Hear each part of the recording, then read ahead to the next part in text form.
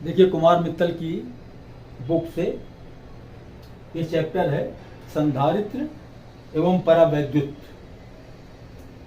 22वां सवाल। 3 संधारित्र जिनमें प्रत्येक की धारिता 3 माइक्रोफैरेड है, श्रेणी क्रम में जोड़े गए हैं। संयोजन की तुल्य धारिता ज्ञात कीजिए। समांतर क्रम में जोड़ने पर तुल्य धारिता कितनी होगी?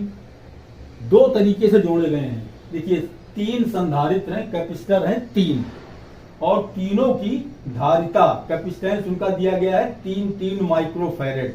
हमने मान लिया कि ये हमारा एक संधारित्र हो गया, ये दूसरा संधारित्र हो गया, ये तीसरा संधारित्र हो गया। 3 संधारित्र हैं, तीनों की धारिता दी गई है 3 माइक्रोफैरेड।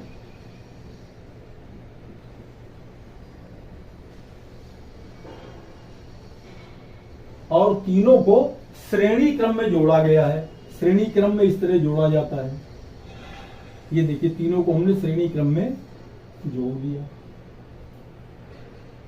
और इनमें धारा प्रवाहित हो रही है। तो कह रहा है कि श्रेणी क्रम में जोड़ने पर इसकी तुल्य धारिता क्या होगी, मतलब 3 माइक्रोफैरेड के जो 3 संधारित्र लगे हुए हैं, इसका कुल कितना असर पड़ेगा सर्किट में, परिपथ पर। तो देखिए श्रेणी क्रम में तुल्य धारिता होती है, श्रेणी क्रम में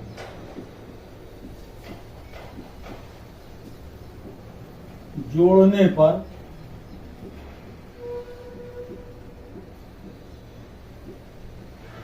तुल्य धारिता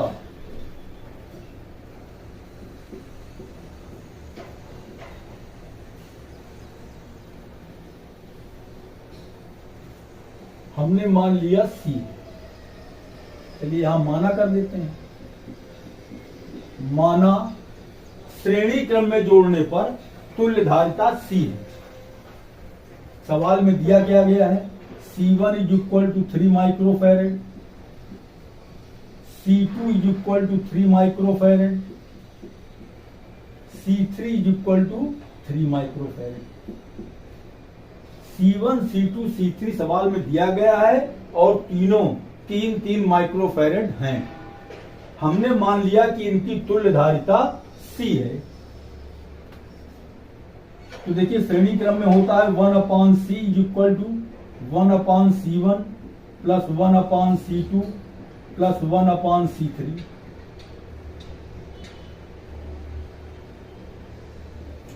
अब 1/C is equal to 1/3 plus 1/3 plus 1/3। 1/C is equal to, इसका एलसीएम हो जाएगा 3, 1 plus 1 plus 1 is equal to 3/3 is equal to 1। 1/C is equal to 1 है। 1/C इज इक्वल टू 1, तो C is equal to 1 microfarad. ये इसका answer हो गया। इसके बाद उसने कहा कि समांतर क्रम में जोड़ने पर, समांतर क्रम में जोड़ने पर तुल्य धारिता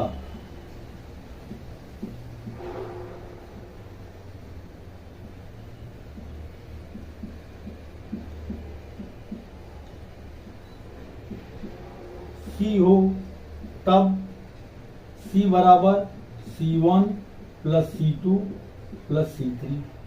C is equal to 3 plus 3 plus 3। C is equal to 9 microfarad आ गया।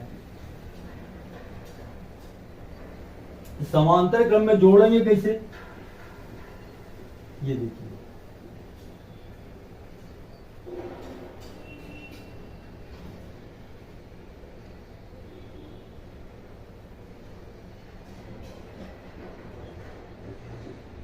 ये हमारा परिपथ का A और B पॉइंट है, जो बैटरी लगी हुई है A और B। ये हमारा C1 है, ये C2 है, ये C3 है। अब देखिए श्रेणी और समांतर क्रम में जोड़ने का तरीका क्या है। श्रेणी क्रम में जब हम जोड़ते हैं तो इसकी पहचान ये है कि जहां धारा यहां से यहां प्रवाहित हो रही है, ये दिशा है धारा की। जो करंट, जो धारा इस C1 में जा रही है, ये C1 है, ये C2 है, ये C3 है। जो करंट C1 में जा रही है वो पूरी की पूरी C2 में जा रही है, और C2 से निकलने के बाद पूरी की पूरी C3 में जा रही है। ये देखिए, ये डायरेक्शन है इसका फ्लो का। मतलब धारा का कहीं बंटवारा नहीं होता। एक संधारित्र में जो धारा जा रही है, अगर वही धारा दूसरी में जाए, या हम कहें कि इसमें जो आवेश प्रवाहित हो रहा है वही आवेश इसमें भी है, वही आवेश इसमें भी है, इसका मतलब ये श्रेणी क्रम या सीरीज में है। और समांतर क्रम में क्या होता है कि धारा यहां से चली, यहां पर 3 भागों में बटेगी धारा। एक भाग धारा का इसमें जाएगा, दूसरा इसमें और तीसरा इसमें, और ये तीनों आपस में आकर के बिंदु बी पर यहां फिर मिल जाएंगे। देखिए, ये धारा का प्रवाह हुआ इसमें इस दिशा में धारा का प्रवाह हुआ, इसमें इस दिशा में हुआ धारा का प्रवाह। ए और बी 2 पॉइंट हो गए। तीनों संधारित्र 3, 4, 5 जितने भी हों, उनकी सबकी एक प्लेट ए से जुड़ी हुई है और दूसरी प्लेट बी से जुड़ी हुई है। इसको हम कहते हैं समांतर क्रम। समांतर क्रम समायोजन। और ये श्रेणी क्रम समायोजन।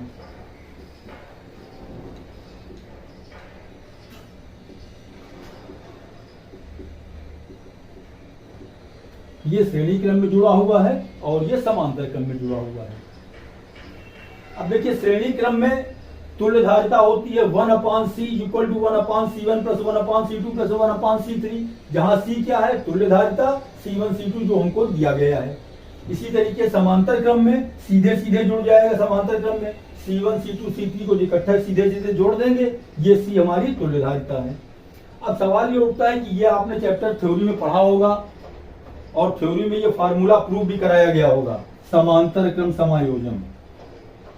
थ्योरी में ये भी फार्मूला है और थ्योरी में ये फार्मूला भी है। मेरी समझ से आप लोगों ने पढ़ा होगा, और अगर नहीं पढ़ा है तो हम थोड़ा इसको क्लियर कर देते हैं, आपकी समझ में आ जाए। तो न्यूमेरिकल का तो देखिए 22वें सवाल का आंसर, पहला वाला पार्ट जब श्रेणी क्रम में जोड़ा गया तो 1 माइक्रोफैरड, और जब समांतर क्रम में जोड़ा गया तो 9 माइक्रोफैरड। अब हम जरा सा इसके बारे में बता दें। C equal to C1 plus C2 plus C3 और 1/C1 श्रेणी या समांतर क्रम में जोड़ना कैसे जोड़ा जाता है, इसको बता देते हैं। देखिए, पहले हम बता देते हैं श्रेणी क्रम। मान लिया हमने कि 3 संधारित्र हैं, 3 कैपेसिटर हैं, जिनको सीरीज में जोड़ा गया है। देखिए, संधारित्रों का, कैपेसिटर का सीरीज में और पैरेलल, श्रेणी और समांतर क्रम समायोजन। संधारित्रों को हम देखिए 2 प्रकार से जोड़ सकते हैं। किसी सर्किट में अगर हमको जोड़ना हो, किसी परिपथ में जोड़ना हो, तो 2 तरीके हैं जोड़ने के। एक तो उसको हम सीरीज में जोड़ दें और एक उसको हम जोड़ सकते हैं पैरेलल, समांतर क्रम में। ये जो चित्र बना हुआ है, ये श्रेणी क्रम का चित्र बना हुआ है, सीरीज में ही है। क्या पहचान है इसकी कि सीरीज है? पहचान इसकी ये है कि जब हमने मान लिया कि ये जो बैटरी लगी हुई है, पावर सप्लाई जहां से हो रहा है, जहां से धारा प्रवाहित हो रही है, इससे जो धारा प्रवाहित हो रही है आवेश के रूप में ये प्रवाहित हो रहा है, क्यू चार्ज। हमने मान लिया कि इसमें क्यू आवेश प्रवाहित हो रहा है। ये जो आवेश क्यू C1 संधारित्र में जा रहा है, वही आवेश C2 में भी जा रहा है और वही आवेश C3 में भी जा रहा है। इनका बंटवारा नहीं हो रहा है। ये C1, C2 और C3 3 संधारित्र हैं। एक की धारिता C1 है, दूसरे की C2 है, तीसरे की C3 है। अब देखिए, जो आवेश C1 संधारित्र में गया, वही C2 में गया, वही C3 में गया। आवेश का बंटवारा नहीं हो रहा है। इसका मतलब ये हुआ कि ये श्रेणी क्रम या सीरीज में जुड़े हुए हैं। दूसरी चीज ये कि अगर बैटरी के सिरों के बीच विभवांतर V है तो इसका मतलब ये हुआ कि ये V वोल्ट की बैटरी लगी हुई है। अब C1, C2, C3 की प्लेटों के बीच विभवांतर अलग अलग हैं। यहाँ विभवांतर पहले वाली में V1 है, दूसरे वाली में V2 है, तीसरी वाली में V3 है। आवेश समान है, धारिताएं अलग अलग हैं और उनकी प्लेटों के बीच विभवांतर अलग अलग हैं। तो एक निष्कर्ष ये निकला कि ये विभवांतर V1, V2, V3 मिल कहां से रहा है? इसी V से। यही V विभवांतर जो है, बैटरी के सिरों के बीच जो विभवांतर V है, यही विभवांतर V 3 भागों में बटा है, V1, V2, V3 में। तो हम ये कह सकते हैं कि इन तीनों का योग V के बराबर होगा। यदि संधारित्र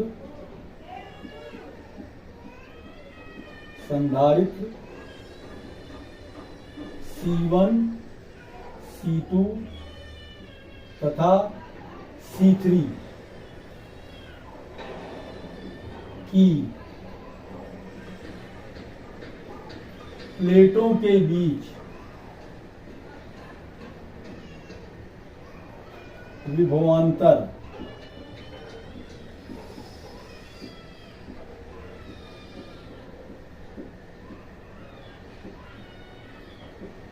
तथा V3 हो, तब V बराबर क्या होगा? V1 plus V2 plus V3। यदि संधारित्र C1, C2 तथा C3 की प्लेटों के बीच विभवांतर V1, V2 तथा V3 हो, तब V बराबर V1 plus V2 plus V3। एक बात देखिए, दूसरा ये समझिए कि हमको मालूम है कि Q बराबर क्या होता है? Q बराबर CV होता है। तो Q1 C1 V1 होगा, Q2 बराबर C2 V2 होगा, Q3 बराबर C3 V3 होगा। अब देखिए, इसमें C1 V1 तो होगा क्योंकि इसकी धारिता C1 है, विभवांतर V1 है। इसकी धारिता C2, विभवांतर V2, ये भी सही है। C3 और V3 ये भी सही है। Q1, Q2 और Q3 नहीं होगा, ये सब Q होगा। क्यों? क्योंकि जो आवेश यहां से प्रवाहित हो रहा है वो पूरा का पूरा आवेश Q इसमें गया, इसमें से निकल करके फिर इसमें गया, इसमें से निकल करके फिर इसमें गया। तो आवेश Q1, Q2, Q3 नहीं होगा, आवेश सब में समान होगा। तो इसको हम लिखेंगे Q, इसको भी Q, इसको भी Q। अब इससे एक निष्कर्ष ये निकला कि V1 का मान क्या होगा? V1 बराबर C1 को इधर ले आएंगे तो ये हो जाएगा Q1 by C1, Q by C1। इससे V2 का मान क्या होगा? Q by C2। और इससे देखिए V3 का मान क्या होगा? Q by C3। ये V1, V2, V3 के मान आ गए।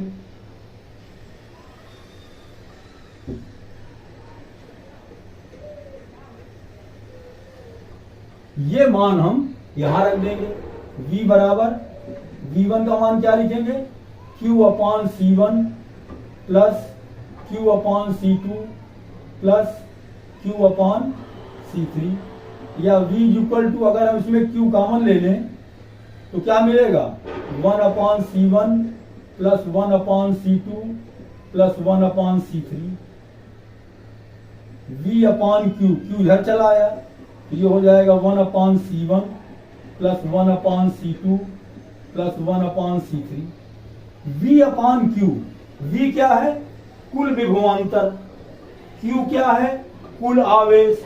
कुल विभवांतर बटे कुल आवेश। देखिए Q बराबर होता है CV। C को इस तरफ ले आओ, 1 अपान C, V अपान Q। ये V अपान Q क्या होगा? V अपान Q 1 अपान C। V क्या है? कुल विभवांतर। Q क्या है? कुल आवेश। तो C क्या होगी? कुल धारिता। जहां C क्या है?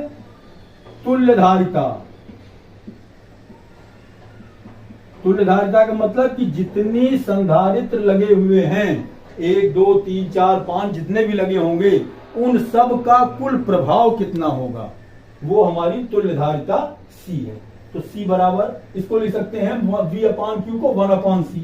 ये V अपान Q है, इसको लिखेंगे 1 upon C is equal to 1 upon C1 plus 1 upon C2 plus 1 upon C3। इस तरीके से अगर श्रेणी क्रम में 3 संधारित्र जुड़े हों तो उनकी तुल्य धारिता C निकालने का ये सूत्र है 1 upon C equal to 1 upon C1 plus 1 upon C2 plus 1 upon C3। ये हमारा श्रेणी क्रम समायोजन हो गया। इसी तरीके से समांतर क्रम के लिए देख लीजिए। कोई चीज समझ में ना आई हो तो कमेंट बॉक्स में आप लिखिएगा, हम क्लियर कर देंगे। मेरी समझ से कुछ हमने इसमें छोड़ा नहीं है। समांतर क्रम समायोजन, देखिए श्रेणी क्रम में क्या पहचान थी कि एक संधारित्र में जो आवेश प्रवाहित हो रहा है वही दूसरे वाले संधारित्र में भी वही आवेश प्रवाहित होगा। आवेश का बंटवारा, धारा का बंटवारा नहीं होता। और समांतर क्रम में क्या होता है? समांतर क्रम में संधारित्र इस तरीके से जोड़े जाते हैं कि उनमें धारा का आपस में आवेश का, धारा का बंटवारा होता है। ये हमारा एक संधारित्र हो गया, ये दूसरा हो गया, ये तीसरा हो गया। ये तीनों को हमने देखिए इस तरीके से जोड़ दिया। तीनों को हमने इस तरीके से जोड़ दिया।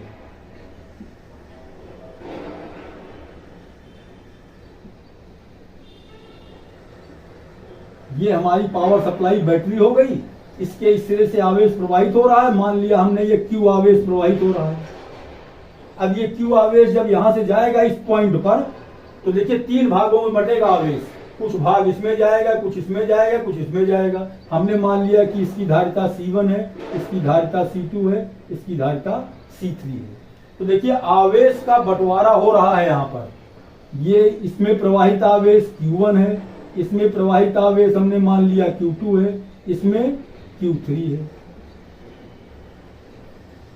लेकिन चाहे ये वाला संधारित्र हो, चाहे ये वाला हो, चाहे ये वाला हो,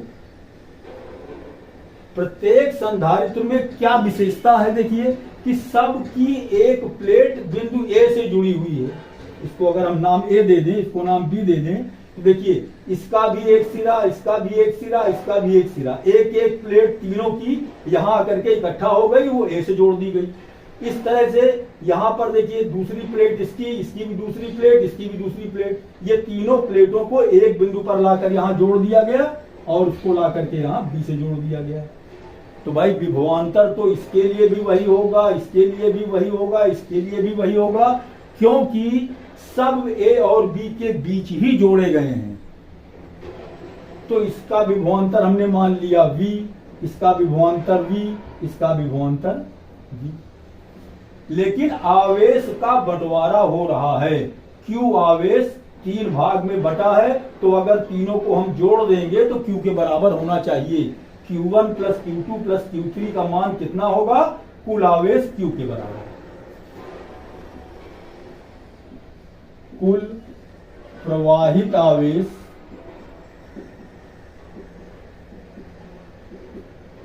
Q बराबर Q1 plus Q2 plus Q3।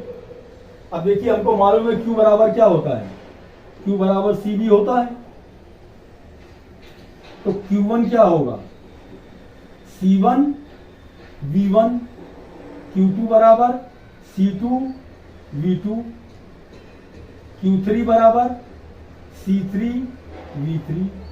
अब देखिए इसमें भी एक चीज ध्यान देने की है कि V तीनों के लिए बराबर है। विभवांतर तीनों प्लेटों का, तीनों संधारित्र की प्लेटों के बीच विभवांतर समान है, इसलिए V1 V2 V3 नहीं लिखेंगे हम। बस Q1 का मान क्या होगा? ये Q1 का मान हो गया। C1 V, वही मान यहां रख दें। Q बराबर C1 V प्लस Q2 का मान C2 V प्लस Q3 का मान C3 V। सब में हमने V कॉमन ले लिया, तो क्या मिलेगा हमको? देखिए C1 plus C2 plus C3, V को इधर ले आओ तो Q upon V equal to C1 plus C2 plus C3। अब देखिए Q बराबर CV है, तो C बराबर क्या होगा? Q अपॉन V, V को इधर ट्रांसफर करके ले आए तो Q अपॉन V हो गया। Q upon V equal to क्या? Q अपॉन V क्या होगा? C होगा। तो ये हमारा Q अपॉन V क्या हो गया? C हो गया। C1 plus C2 plus C3, ये हमारा हो गया समांतर क्रम समायोजन के लिए। समांतर क्रम समायोजन। देखिए Q क्या है? कुल आवेश। V क्या है? कुल विभवांतर, बैटरी के सिरों के बीच विभवांतर V है। जो भी बैटरी के सिरों के बीच विभवांतर है वही विभवांतर C1 में के प्लेटों के बीच होगा, वही C2 के बीच होगा, वही C3 के बीच होगा। तो कुल आवेश बटे कुल विभवांतर बराबर कुल धारिता। कुल आवेश बटे कुल विभवांतर बराबर कुल धारिता। तो इस तरीके से ये श्रेणी और समांतर क्रम समायोजन है। इसी के आधार पर संधारित्रों का जो सवाल है श्रेणी क्रम और समांतर क्रम वाले ये लगेंगे। अच्छी तरीके से ये तो आपको समझ में आ जाना चाहिए थ्योरी, तब उसके बाद सवाल लगाने में आपको बहुत सुविधा होगी, आसानी होगी।